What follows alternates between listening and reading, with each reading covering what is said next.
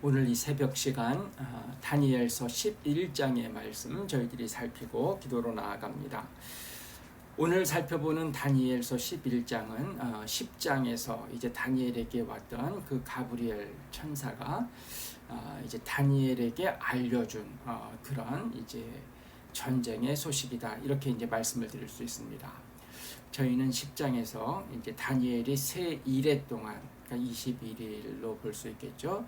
새 일해 동안 자기 민족의 어떤 그 마지막 때, 그 이후의 일들을 더 알고 싶어서 하나님 앞에 이제 기도로 나아가는 모습을 보았고요. 이렇게 새 일에 이제 기도를 드린 이후에 첫째 달 24일에 이제 히데겔 강가에서 이제 이 가브리엘이 나타났을 때 있었던 일을 쭉 보았는데요.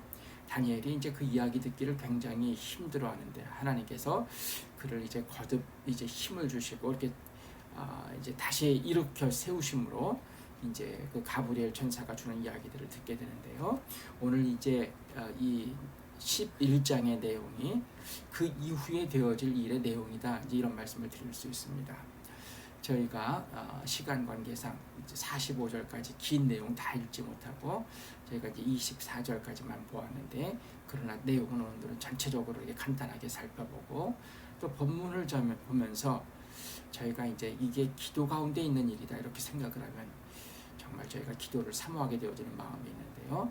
이제 본문 전체적으로 간단하게 살피고 그 다음에 이제 기도의 자리로 나아가는 일이 있었으면 합니다.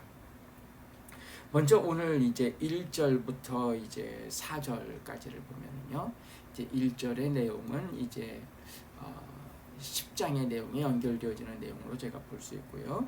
이제 2절, 3절, 4절을 통해서 그 이전에 알려주었던 어떤 그 이제 환상들에서 다니엘이 이미 알고 있는 상황을 다시 이렇게 간단하게 요약해서 알려주는 것을 저희가 볼 수 있습니다. 먼저 2절을 보면 이렇게 얘기를 합니다. 이제 내가 참된 것을 내게 보이리라.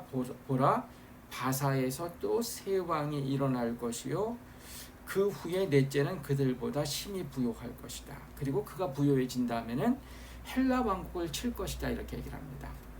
저희가 바사 제국이다 이렇게 하면 제가 일반 세계에서는 페르시아로 알고 있는 페르시아 제국입니다. 그 페르시아 제국에 이제 새 왕이 일어날 것을 얘기하는 것이고요. 그리고 이제 그 다음에 네 번째 왕은 더 부강하게 될 것이고, 그 다음에 그 이제 네 번째 왕이 헬라하면 이게 이제 그리스가 중심이 된 어떤 이제 알렉산더가 세우지만 그리스가 중심이 된 이 나라 아닙니까? 그러니까 이제 페르시아의 네 번째 왕이 그리스를 칠 것이다. 저희가 이제 페르시아와 그리스와 페르시아의 전쟁을 세계사에서 저희가 공부하지 않았습니까? 뭐 그리고 영화를 보면 영화 중에 그 남자들이 좋아하는 영화죠. 그 300이라고 하는 뭐 그 용사들이 페르시아 대군을 막 막고 하는 그런 영화 있지 않습니까? 이제 그런 영화들이 페르시아와 이 그리스의 전쟁 가운데서 이제 되어지는 일인데요. 이제 그 일을 이제 이야기하는 것이 2절입니다. 그리고 이제 3절은요. 그러니까 이제 2절에서 페르시아 제국 이야기하면서 이제 그리스와의 전쟁까지 얘기하고요. 그 다음에 이제 3절에서는 알렉산더 대왕과 관련된 내용이죠. 장차 한 능력 있는 왕이 일어나서 큰 권세로 다스리며 자기 마음대로 행하리라. 앞에서도 얘기했던 이제 이 헬라 제국 안에 들어가는 마게도냐에서 일어나는 그 이제 알렉산더가 그 다음에 이제 그리스를 통일할 뿐만 아니라 이 페르시아까지, 그 다음에 어떤 면에서 인도까지 미치는 그런 대제국을 건설하는데요. 그 내용이 이제 3절에 들어가고요. 4절은 어떻습니까? 그 이후에 넷으로 이제 그 장군들을 중심으로 갈라지는 것을 얘기합니다. 4절 보시면 그러나 그가 강성할 때에 그의 나라가 갈라져서 천하 사방에 나누어질 것이나, 제가 이렇게 자세하게 확인까지는 안 했지만 이렇게 이제 알렉산더의 제국이 그리스와 그 마게도니아 그쪽을 지역으로 하나, 또 그 다음에 이제 소아시아 지역을 중심으로 하나, 애굽을 중심으로 하나, 그 다음에 이제 수리아 지역과 이 바벨론 지역을 중심으로 하나, 이렇게 해서 넷으로 이렇게 갈라지는데요. 그런 일이 있을 것임을 이야기합니다. 그러니까 2절, 3절, 4절을 통해서 바사 제국의 역사, 그 다음에 알렉산더 대왕과 헬라 제국, 그리고 이제 그 알렉산더 이후에 네 수로 나누어진 나라에 대해서 얘기한 다음에, 그 다음에 이제 오늘 이제 중심으로 들어가는 이야기가 이제 5절부터 시작되는데요. 그래서 이제 마지막 45절까지는 이렇게 된 상황에서 남방왕과 북방왕 사이에서 벌어지는 전쟁의 이야기를 합니다. 남방 하면은 어딜까요? 이집트죠. 남방왕. 그래서 이것은 이제 프톨레미 왕조다. 프톨레미 1세. 이렇게 얘기를 하면서 그 이후 세워지는 그 왕조, 이제 이 남방왕이고요. 그 다음에 이제 북쪽은 셀루시드 왕조라고 하는, 이 안에서 이제 벌어지는 자세한 것이 이제 보면은 이게 결국 이제 애굽을 중심으로 한 남방과, 그 다음에 이제 바벨론과 수리아, 이제 이스라엘 지역을 중심으로 하는 북방, 바벨론 지역을 중심으로 하는 북방, 이 사이에 있었던 이제 그 전쟁들을 이야기하는 것이 5절부터 시작을 해서 이제 45절까지 쭉 이어지는 전체적인 것은 그 내용입니다. 그 내용을 이제 알려주는 것을 제가 이렇게 볼 수 있습니다. 이제 간단히 구분해 보면은요, 제가 혼자 읽었던 이제 9절까지, 5절부터 9절까지의 내용을 쭉 살피면요, 이런 내용들 가운데 초기에 이제 이 남방 왕 쪽의 어떤 세력들이 더 강하고 전쟁들에서 더 이기는 것이 많았던 그런 시기를 이야기합니다.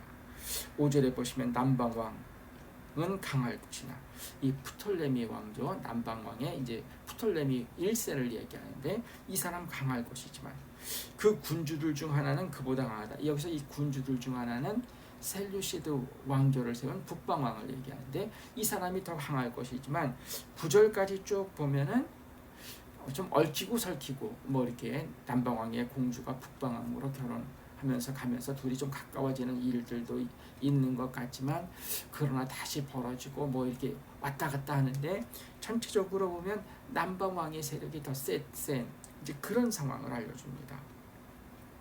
8절을 보시면 저희가 그 신들과 부어 만든 우상들과 은과 금의 아름다운 그릇들은 다 노력하여 애굽으로 가져간다. 애굽이 더 강한 것이죠. 또 북방왕, 남방왕국으로 쳐들어가지만 자기 본국으로 물러가게 된다. 이게 이제 남방왕의 프톨레미 왕조의 어떤 이제 3대까지의 어떤 이제 이야기라고 이제 제가 주석들에서 얘기하는데요. 남방왕 쪽이 더 강할 때 이야기가 9절까지 들어갑니다. 그 다음에 10절부터 이제 19절까지는요. 그런 이제 이 내용들을 보면 여기서도 얽히고 설키고 뭐 이제 전쟁을 하면 그렇지 않습니까? 일정 기간이 지나는 동안에 한쪽만 계속 이기는 그런 전쟁이 있습니까? 그런 전쟁은 아주 드물죠. 완전히 진멸시켜버리면 모를까? 그렇지 못하면 그런 것은 드뭅니다. 이기다가 그럼 진 사람들이 졌다고 해서 끝납니까? 그렇지 않죠. 이를 갈죠. 그래서 뭔가를 더 준비해가지고는 또 그 다음에 또 지면 더 이를 갈겠죠. 만약에 이긴다고 하면 그 다음에 또 저쪽에서 진 쪽이 가만히 있습니까? 그래서 이제 이렇게 왔다 갔다 하는데요. 10절부터 19절을 보시면 이제 이것은 북방왕 셀루시드 왕조의 특별히 이제 이 안티오쿠스 3세에 대한 이야기다 이렇게 얘기를 합니다. 그래서 이제 이때는 간혹 남방 쪽에 지기도 하지만, 그러나 이 북방이 전체적으로 이제 세력을 얻는 그 시기에 대해서 이야기를 합니다. 저희가 이제 보시면 그 15절 같은 경우에 보면 이제 이에 북방왕은 와서 토성을 쌓고 견고한 성읍을 점령할 것이요 남방 군대는 그를 당할 수 없으며 그가 택한 군대라도 그를 당할 힘이 없을 것이다. 그러니까 이제 뭐 그 앞에 이제 11절 같은 경우에는 안티오쿠스 3세가 이제 남방왕 이집트의 세력에게 지는 어떤 그런 일들도 있지만, 그러나 15절을 통해서 남방보다는 북방이 강한 그 시기, 안티오쿠스 3세 치하에 있었던 일을 얘기합니다. 16절에서는 중간 부분에 보시면 그는 영화로운 땅에 설 것이요. 이 영화로운 땅은 이제 유다, 이스라엘 족속에 있는 그 수리아 땅을 얘기하죠. 근데 이제 이 예루살렘 있는 이 땅, 영화로운 땅인데 이것도 이제 북방이 차지하는 이제 그런 일이 있을 것이다. 그런데 18절 가시면 중간에 보면 한 장군이 나타나서 그의 정복을 그치게 하고 그 수치를 그에게로 돌릴 것이다. 이건 로마의 장군이라고 합니다. 로마의 장군이 이 안티오쿠스 3세가 이제 남방을 압박하고 그다음에 그 세력을 넓혀가는 것을 이제 중단시키는 그런 일이 있을 것이다. 19절 후반부에 보시면 그가 거쳐 넘어지고 다시는 보이지 아니하리라. 5절부터 9절까지는 남방의 프톨레미 왕조가 강한 어떤 곳이기에, 그 다음에 이제 10절부터 19절까지는 그 다음에 이제 안티오쿠스 3세를 중심으로 하는 셀루시드 왕조가 강한 이제 그 시기를 얘기하고요. 그 다음에 이제 저희가 그 이후 20절부터 저희가 24절까지만 본문으로 되지만 45절까지 쭉 되어지는 내용은요. 이 이제 북방 왕 가운데 안티오쿠스 그 3세를 이제 잇게 되어지는 저희가 이제 보시면 20절에 그 왕위를 이을 압제자가 해서 그 왕위를 이을 압제자가 이제 한 사람 나타나고 그 다음에 이제 21절 또 그의 왕위를 이을 자는 한 비천한 사람이라 이렇게 나가는데요. 안티오쿠스를 거친 어떤 북방 왕 하나가 더 있고 그 다음에 이제 세워지는 왕이 안티오쿠스 4세 그리고 이제 에피파네스 이제 안티오쿠스 에피파네스 하면은 저희가 다니엘의 환상들에서 앞에서도 나타나지 않았습니까? 그러니까 이제 헬라 제국을 이야기한 다음에 그다음에 그 헬라 제국 그 뒤에 이제 언급하는 내용들에서 보면 그 내용들에 안티오쿠스 에피파네스라고 하는 사람이 언급되는데 이제 그 사람에 대한 이야기가 이제 21절, 그러니까 21절부터 시작해서 45절까지 전체적으로 이야기한다. 주석들에서 그렇게 얘기를 합니다. 이 사람은 어떤 사람입니까? 시작하는 게 이제 21절에 보면 왕위를 이을 자는 한 비천한 사람이다. 비천하다고 얘기를 하죠. 그리고 21절의 후반부에 보면 속임수로 그 나라를 얻는다. 또 23절도 보시면요. 그와 약조한 후에 그는 거짓을 행하여 올라올 것이고 소수의 백성을 가지고 세력을 얻을 것이다. 뭔가 거짓 그 다음에 소수의 세력으로 뭔가를 얻고 음모, 술수 뭐 이제 이런 것으로 그 왕위를 차지할 것을 이야기하고요.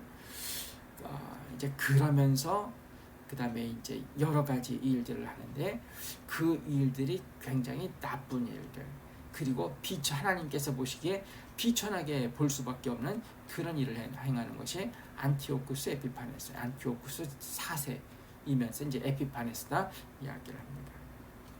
저희가 이제 28절을 보시면 28절 북방 왕은 많은 재물을 가지고 본국에 돌아가는데 그는 마음으로 거룩한 언약을 거스르며 자기 마음대로 행한다. 거룩한 언약을 막 거스리면서 자기 마음대로 행하는 일이 있고요. 또 31절 보시면 군대는 그의 편에 서서 성소 곧 견고한 곳을 더럽히며 매일 드리는 제사를 폐하며 멸망하게 하는 가증한 것을 세울 것이며 그가 또 언약을 배반하고 악행하는 자를 속임수로 타락시킬 것이다. 앞에서도 일정 부분 나왔다는 것입니다. 근데 훨씬 더 자세하게 얘기하죠. 예루살렘 성전에 제우스 신상을 세우고요. 여기 보면 그 다음에 이제 보면 멸망하는 가증한 것을 막 성소에다 세우고 성소를 더럽히고 뭐 이제 이런 일들을 한 것이 안티오쿠스 에피파네스인데 그가 이제 그런 일을 한다는 것입니다. 32절 그가 또 언약을 배반하고 악행하는 자를 속임수로 타락시킬 것이다. 막 이런 이야기. 그래서 이제 이럴 때 오직 32절 후반부에 보시면 오직 하나님을 아는 백성은 강하여 용맹을 떨치리라. 그런데 이제 참으면 그 중에서도 또 이제 일부는 타락시키는 이제 그가 이제 있을 것이다. 35절 보시면 그중 지혜로운 몇 사람이 몰락하여 무리 중에서 연단을 받아 정결하게 되며 희게 되어 마지막 때까지 이르리라. 어쨌든 보시면 하나님을 아는 백성 그리고 지혜로운 사람들이 이제 이곳에 저항하게 되는데 그러나 그들 중에서도 일부는 안티오쿠스 에피파네스를 통해서 몰락하는 일들이다. 이제 그런 어떤 어려움이 있는 것이 이 시기에 있다 이렇게 얘기를 합니다. 그리고 이제 마지막 저희가 이제 45절을 보시면 마지막 부분을 보시면 그의 종말이 이르리니 도와줄 자가 없을 것이다. 그러나 그도 이제 하나님 앞에서 최후를 맡게 된다고 하는 내용이 들어간 것을 봅니다. 전체적으로 보면 어떻습니까? 저희가 다니엘서의 이제 이 후반부가 환상들로 이렇게 기록이 되어져 있는데요. 저희가 이후에 주어지는 환상들을 보면 이전 환상들의 내용을 일정 부분은 반복하면서 그것들을 다시 한번 알려주면서, 그다음에 이전에서는 이제 자세하게 알려주지 않았던 것들을 더 자세하게 알려주는 것으로 환상들이 이제 계속 주어지는 것을 저희가 봅니다. 그리고 또 어떻습니까? 다니엘은 지금 어떤 기도를 가지고 나아갔습니까? 자기 백성의 마지막 날, 자기 백성의 그 이후가 어떻게 되어졌는지를 하나님 앞에서 깨닫기 위해서 세 일의 동안 기도로 나아가는데요. 하나님께서는 가브리엘을 보내서 어떤 걸 알려줍니까? 지금 저희가 오늘 11장이 알려주시는 것이라고 하면 세계사를 알려주지 않습니까? 그러니까 다니엘이 기도하며 들어간 것과요, 하나님께서 알려주시는 것하고 이게 차이가 나는 것을 볼 수 있습니다. 그러니까 이제 다니엘 이런 기도의 내용을 가지고 이런 응답이 주어질 때 잘 감당하지 못하는 것도 저희가 이제 생각할 수 있죠. 우리가 이제 기도가 하나님의 세계로 나아가는 참으로 엄청난 것이라는 것을 저희가 다시 한번 생각하게 됩니다. 다니엘의 기도 들어가는 모습과 그런 그에게 알려주는 오늘 11장의 내용을 생각하면서요, 더 기도의 자리에 힘있게 나아가는 저희들 되게 해주십시오. 잠시 기도드리고 제가 마감 기도하도록 하겠습니다. 함께 기도 드리겠습니다.